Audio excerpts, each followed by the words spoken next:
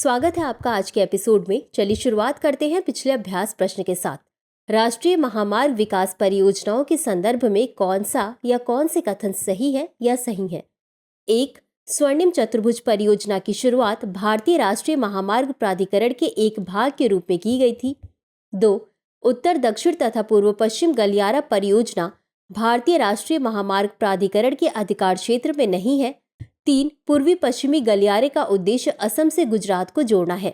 कूट: ए केवल 2, बी केवल 1 और 3, सी केवल 2 और 3, डी 1, 2 और 3। इस प्रश्न का सही उत्तर है विकल्प बी केवल 1 और 3। चलिए देखते हैं इसके विश्लेषण को। स्वर्णिम चतुर्भुज परियोजना की शुरुआत 2001 में भारतीय राष्ट्रीय महामार्ग प्राधिकरण के एक भाग के रूप में की गई थी। यह भारत का सबसे बड़ा महामार्ग प्रोजेक्ट है। अतः कथन 1 सही है। भारतीय राष्ट्रीय महामार्ग प्राधिकरण ने देश भर में विभिन्न चरणों में कई प्रमुख परियोजनाओं की जिम्मेदारी ले रखी है, जिसमें स्वर्णिम चतुर्भुज परियोजना तथा उत्तर दक्षिण और पूर्व पश्चिम गलियारा परियोजना प्रमुख है। अतः कथन 2 सही नहीं है। उत्तर दक्षिण गलियारे का उद्देश्य जम्मू और कश्मीर के श्रीनगर से तमिलनाडु के कन्याकुमारी को 4016 किलोमीटर लंबे मार्ग द्वारा जोड़ना है। पूर्व एवं पश्चिम गलियारे का उद्देश्य असम में सिलचर से गुजरात में पोरबंदर को 3640 किलोमीटर लंबे मार्ग द्वारा जोड़ना है। अतः कथन 3 सही है। राष्ट्रीय महामार्ग वे प्रमुख सड़कें जिन्हें केंद्र सरकार द्वारा निर्मित एवं अनुरक्षित किया जाता है, राष्ट्रीय महामार्ग के नाम से जानी जाती हैं। तो चलिए शुरुआत करते हैं आज के एपिसोड की पहले प्रश्न के साथ। मानसून के संदर्भ में निम्नलिखित कथनों पर विचार कीजिए। 1. केरल से उत्तर की ओर चलकर मानसूनी पवनें 2 शाखाओं में विभाजित हो जाती हैं, अर्थात अरब सागर शाखा और बंगाल की खाड़ी शाखा। 2. दोनों शाखाएं लगभग एक ही समय पर दिल्ली पहुंचती हैं।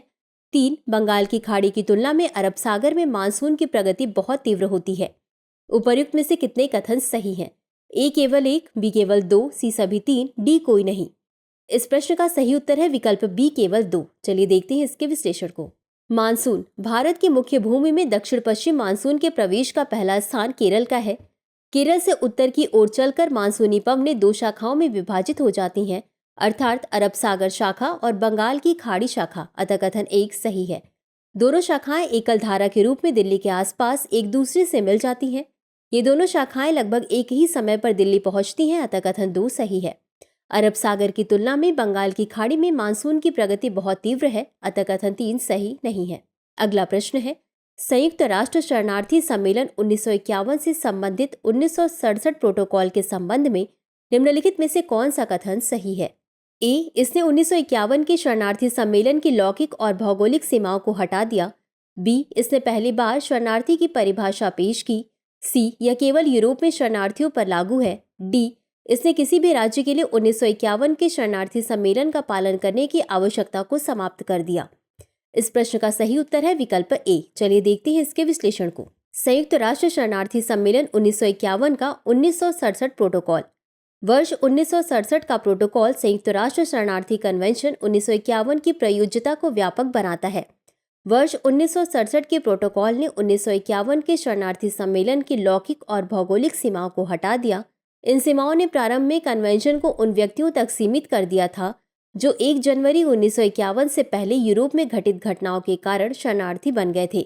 शरणार्थियों के लिए संयुक्त राष्ट्र उच्चायुक्त 1951 कन्वेंशन और उसके 1967 प्रोटोकॉल के संरक्षक के रूप में कार्य करता है। अतः विकल्प ए सही है। अगला प्रश्न है, निम्नलिखित में से कौन सा हाल ही में समाचारों में देखे गए एजिटप्रॉप का सबसे अच्छा वर्णन करता है? ए. यह सरकारी प्रचार का एक रूप है जिसका उद्देश्य किसी विशिष्ट कारण के लिए जनता को आंदोलित एवं संगठित करना है। बी. यह ग्रामीण क्षेत्रों में कृषि तथा तकनीकी प्रगति को बढ़ावा देने की एक विधि है। सी. यह तीव्र औद्योगिक विकास को प्रोत्साहित करने हेतु डिजाइन की गई आर्थिक नीतियों की एक प्रणाली है। डी. यह बेहतर बाजार तक पहुंच के क्रम में कृषि एवं ई-कॉमर्स को एकीकृत करने हेतु उपयोग की जाने वाली रणनीति है। इस प्रश्न का सही उत्तर है विकल्प ए। चलिए देखते हैं इसके विश्लेषण को। एजिटप्रॉप आंदोलन एवं प्रचार का संयोजन है। इसका तात्पर्य राजनीतिक साधनों के उपयोग द्वारा किसी विशिष्ट राजनीतिक कारण या विचारधारा का समर्थन करने हेतु लोगों को आंदोलित एवं संगठित करना है। अपने संदेशों को व्यक्त करने और जनमत को प्रभावित करने के क्रम में प्रचार के इस रूप में अक्सर कला, साहित्य तथा प्रदर्शन समारोह का उपयोग होता है। अतः विकल्प ए सही है। अगला प्रश्न है, निम्नलिखित कथनों पर विचार कीजिए। कथन 1, कवच की प्राथमिक विशेषता ट्रेन की गति को नियंत्रित करना है यदि चालक समय पर ब्रेक लगाने में विफल रहता है। कथन 2, कवच प्रणाली मुख्य रूप से पटरियों तथा स्टेशन यार्ड पर लगाए गए RFID टैग की सहायता से कार्य करती है, जो ट्रेनों की दिशाओं का पता भी लगा सकती है। उपरोक्त कथनों के संदर्भ में निम्नलिखित में से कौन सा सही है?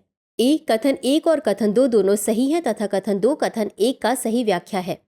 बी, कथन 1 और कथन 2 दोनों सही है तथा कथन 2 कथन 1 का सही व्याख्या नहीं है। सी, कथन 1 सही है किंतु कथन 2 सही नहीं है। डी, कथन 1 सही नहीं है किंतु कथन 2 सही है। इस प्रश्न का सही उत्तर है विकल्प ए। चलिए देखते हैं इसके विश्लेषण को। कवच प्रणाली। टकराव रोधी कवच प्रणाली एक स्वचालित ट्रेन सुरक्षा प्रणाली है। इसकी प्राथमिक विशेषता ट्रेन की गति को नियंत्रित करना है यदि ड्राइवर समय पर ब्रेक लगाने में विफल रहता है, अतः कथन 1 सही है। कवच प्रणाली लोकोमोटिव ड्राइवरों को पटरियों पर खतरे के संकेतों की पहचान करने में सहायता करती है और कम दृश्यता वाले क्षेत्रों में ट्रेन चलाने में भी सहायता प्रदान करती है। यह प्रणाली मुख्य रूप से पटरियों तथा स्टेशन यार्ड पर लगाए गए RFID टैग की सहायता से कार्य करती है, जो ट्रेनों की दिशाओं का पता भी लगा सकती है, अतः कथन 2 सही है। अतः विकल्प ए सही है क्योंकि कथन 1 और कथन 2 दोनों सही हैं तथा कथन 2 कथन 1 का सही व्याख्या है। अगला प्रश्न है, वॉच एंड वार्ड कमेटी के संदर्भ में निम्नलिखित कथनों पर विचार कीजिए। 1, इसका गठन वर्ष 1947 में स्वतंत्रता के पश्चात संसद की सुरक्षा के लिए किया गया था। 2, इस समिति की अध्यक्षता सरदार वल्लभ भाई पटेल ने की थी। 3, इस समिति का नाम वर्ष 2009 में परिवर्तित करके संसद सुरक्षा सेवा कर दिया गया। उपरोक्त में से कौन सा या कौन से कथन सही है या सही है? ए, केवल 1 और 3, बी, 1, 2 और 3, सी, केवल 3, डी, केवल 2। इस प्रश्न का सही उत्तर है विकल्प सी, केवल 3। चलिए देखते हैं इसके विश्लेषण को।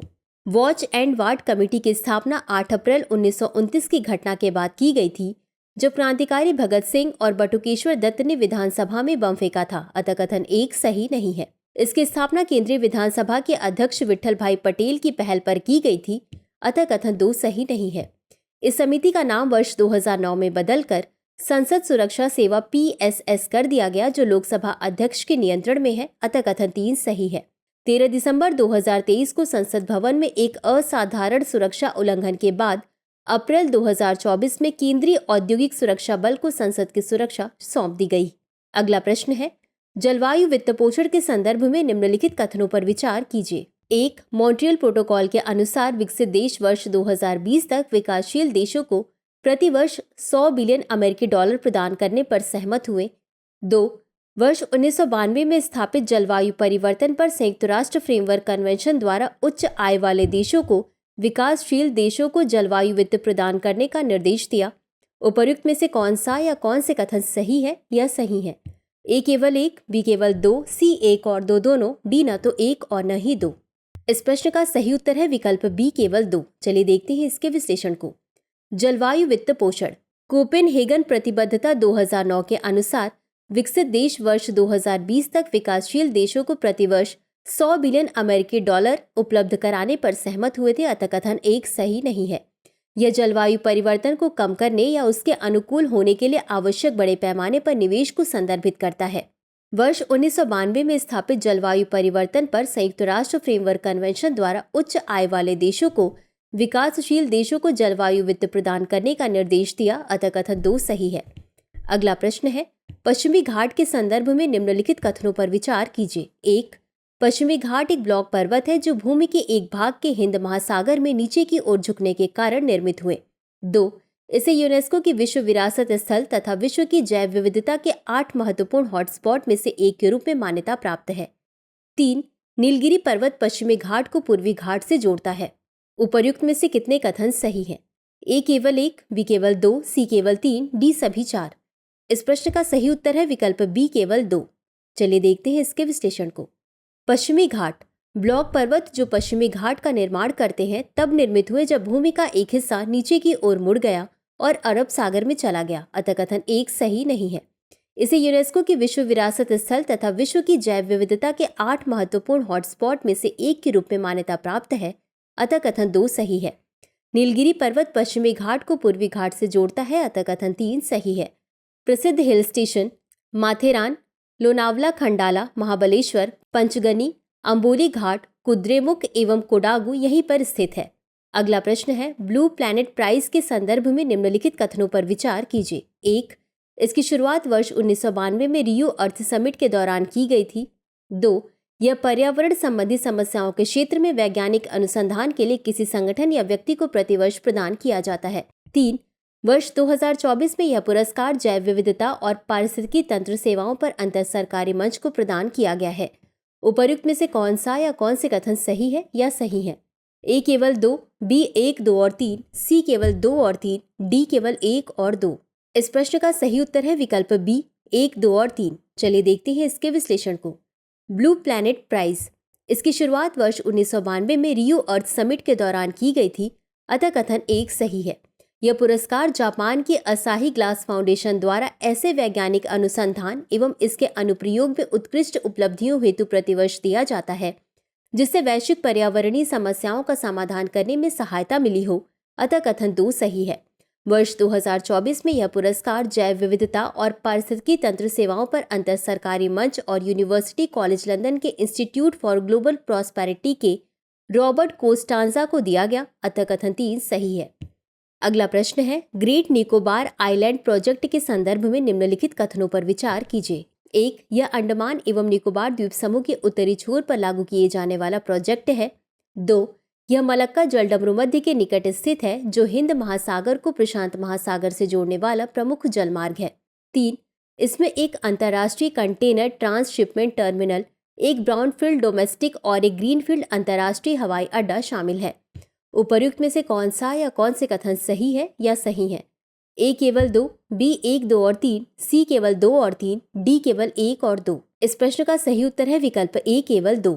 चलिए देखते हैं इसके विश्लेषण को। वर्ष 2021 में प्रारंभ हुआ great Nicobar island project Andaman एवं निकोबार द्वीप समूह के दक्षिणी छोर पर लागू किया जाने वाला एक मेगा प्रोजेक्ट है, अतः कथन 1 सही नहीं है। इसमें द्वीप पर एक ट्रांसशिपमेंट पोर्ट, एक अंतर्राष्ट्रीय हवाई अड्डा, टाउनशिप विकास और 450 MVA गैस और सौर आधारित विद्युत संयंत्र विकसित करना शामिल है। यह मलक्का जलडमरू मध्य के करीब स्थित है, जो हिंद महासागर को प्रशांत महासागर से जोड़ने वाला मुख्य जलमार्ग है, अतः कथन 2 सही है। इस प्रोजेक्ट को नीति आयोग की रिपोर्ट के बाद लागू किया गया था, जिसमें द्वीप की लाभप्रद स्थिति का उपयोग करने की क्षमता की पहचान की गई थी। इस मेगा इंफ्रास्ट्रक्चर प्रोजेक्ट का क्रियान्वयन अंडमान एवं निकोबार द्वीप समूह एकीकृत विकास निगम द्वारा किया जा रहा है। इसमें एक अंतर्राष्ट्रीय कंटेनर ट्रांसशिपमेंट टर्मिनल और एक ग्रीनफील्ड अंतर्राष्ट्रीय हवाई अड्डा शामिल करने का प्रस्ताव है, अतः कथन 3 सही नहीं है। अगला प्रश्न है, ई श्रम पोर्टल के संबंध में निम्नलिखित कथनों पर विचार कीजिए। 1. यह असंगठित श्रमिकों के लिए पूरे भारत में प्रवासी या असंगठित श्रमिकों हेतु एक राष्ट्रीय डेटाबेस तैयार करने के उद्देश्य प्रस्तुत किया गया एक वन स्टॉप सॉल्यूशन है। 2. इसे राष्ट्रीय करियर सेवा portal, skill India digital hub, my scheme portal और प्रधानमंत्री श्रम योगी मानधन योजना के साथ एकीकृत किया गया है। उपर्युक्त में से कौन सा या कौन से कथन सही नहीं है या नहीं है? ए केवल 1, बी केवल 2, सी 1 और 2 दोनों, डी न तो 1 और न ही 2। इस प्रश्न का सही उत्तर है विकल्प डी, न तो 1 और न ही 2। चलिए देखते हैं इसके विश्लेषण को। ई श्रम पोर्टल को वर्ष 2021 में असंगठित श्रमिकों के लिए वन स्टॉप सॉल्यूशन के रूप में लॉन्च किया गया था, ताकि पूरे भारत में प्रवासी या असंगठित श्रमिकों हेतु एक राष्ट्रीय डेटाबेस बनाया जा सके और विभिन्न सामाजिक सुरक्षा योजनाओं तक पहुंच को सुविधाजनक बनाया जा सके, अतः कथन 1 सही है। यह राष्ट्रीय करियर सेवा portal, skill India digital hub, my scheme portal और प्रधानमंत्री श्रम योगी मानधन योजना के साथ एकीकृत है, अतः कथन 2 सही है। ई श्रम पोर्टल का प्रदर्शन श्रम एवं रोजगार मंत्रालय के सचिव के नेतृत्व में एक भारतीय प्रतिनिधिमंडल द्वारा 4 जून 2024 को जिनेवा, स्विट्जरलैंड में आयोजित 112वें अंतर्राष्ट्रीय श्रम सम्मेलन के दौरान किया गया। तो चलिए अंत में देखते हैं आज के अभ्यास प्रश्न को। आर्थिक दृष्टि से सकल स्थायी पूंजी निर्माण क्या मापता है? ए. देश में किसी निश्चित अवधि के दौरान उत्पादित वस्तुओं और सेवाओं का कुल मूल्य। बी. इन्वेंट्री परिवर्तनों को छोड़कर किसी अर्थव्यवस्था में किसी निश्चित अवधि में भौतिक परिसंपत्तियों में शुद्ध वृद्धि। सी. किसी अर्थव्यवस्था में परिवारों और व्यवसायों द्वारा धारित वित्तीय परिसंपत्तियों का कुल मूल्य। या डी. किसी अर्थव्यवस्था में परिवारों द्वारा उपभोक्ता वस्तुओं और सेवाओं पर किए जाने वाला कुल व्यय। इस प्रश्न का उत्तर कमेंट बॉक्स में जरूर दें। आज के लिए बस इतना ही। धन्यवाद।